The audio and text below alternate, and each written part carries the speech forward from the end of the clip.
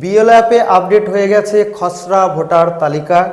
এবার এই খসড়া যে ভোটার তালিকা তাতে কাদের কাদের নাম বাদ গিয়েছে এবং কাদের কাদের নাম আছে, আর সেই খসড়া ভোটার তালিকায় কি কি পরিবর্তন হয়েছে এই মুহূর্ত পর্যন্ত, অর্থাৎ যখন আমি ভিডিওটা তৈরি করছি 15ই ডিসেম্বর সকালবেলা, সেই পর্যন্ত কি কি আপডেট আছে সেটাই আপনারা দেখছেন।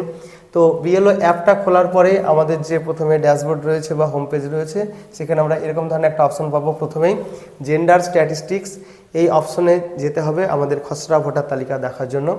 এখানে যাওয়ার পরে আমরা এরকমভাবে দেখতে পাবো ড্যাশবোর্ডের অধীনে টোটাল ইলেক্টর্স। এইখানে যে টোটাল ইলেক্টর্স দেখাচ্ছে এইটা কিন্তু খসড়া ভোটার তালিকায় যে টোটাল ইলেক্টর্স সেটা।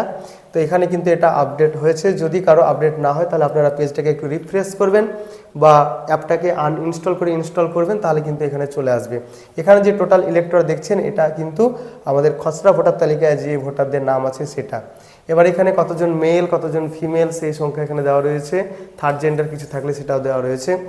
এবার এই তালিকাতে কাদের নাম আছে, এই যে তালিকা, এই তালিকাতে নাম আছে সেই সমস্ত ভোটার্সদের যারা এনুমারেশন ফর্ম সাবমিট করেছিলেন বিএলওর কাছে বা অনলাইনে, এবং যাদের ফর্মটা বিএলও ডিজিটাইজড করেছে বা অনলাইনে ফর্ম ফিল আপ করার সেই ফর্মগুলো যে বিএলও যেগুলোকে ভেরিফাই করেছে, তাদের প্রত্যেকের নাম কিন্তু এই খসড়া ভোটার তালিকায় আছে।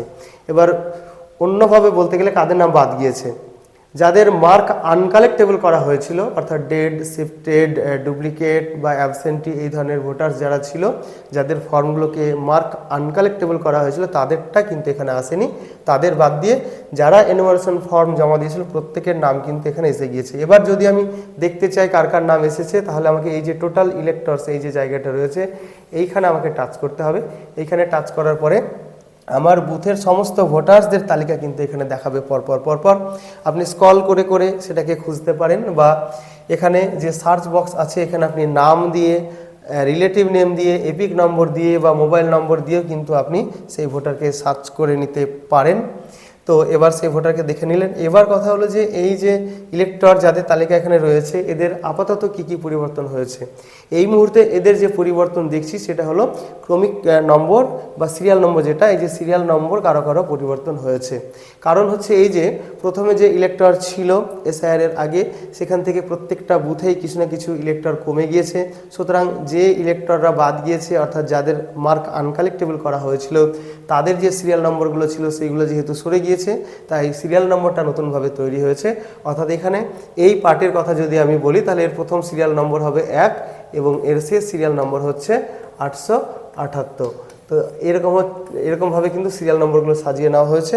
কিন্তু এর আগে এই সিরিয়াল নম্বরটা কিন্তু আরও অনেক বেশি ছিল, অর্থাৎ এখানে আরও বেশি ভোটার ছিল, কিন্তু এখানে অনেকগুলো ভোটার বাদ গেছে। বাদ শুধু তারাই গেছে যাদের মার্ক আনকালেক্টেবল করা হয়েছিল, অর্থাৎ যারা ছিল ডেড, শিফটেড বা দুই জায়গায় নাম আছে এমন, বা যারা আনট্রেসেবল ছিল, যাদের খুঁজে পাওয়া যায়নি, তাদের বাদ গেছে। তাছাড়া আবারও বলছি, যারা এনুমারেশন ফর্ম জমা দিয়েছিলেন প্রত্যেকের নাম কিন্তু এই খসড়া ভোটার তালিকায় আছে।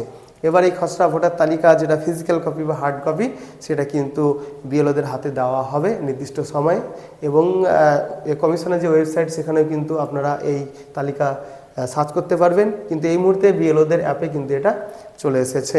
তবে এতে আরও অনেক কিছু পরিবর্তন বা আপডেট আসতেই পারে, কারণ আপনারা জানেন যে বিএলও অ্যাপে কিন্তু প্রতিনিয়ত আপডেট আসে এবং প্রতিনিয়ত কিন্তু পরিবর্তন হয়। তাহলে এটুকু ছিল এই ভিডিওটির আলোচনা। আবার ফিরে আসছি অন্য কোনো ভিডিও নিয়ে। বাই।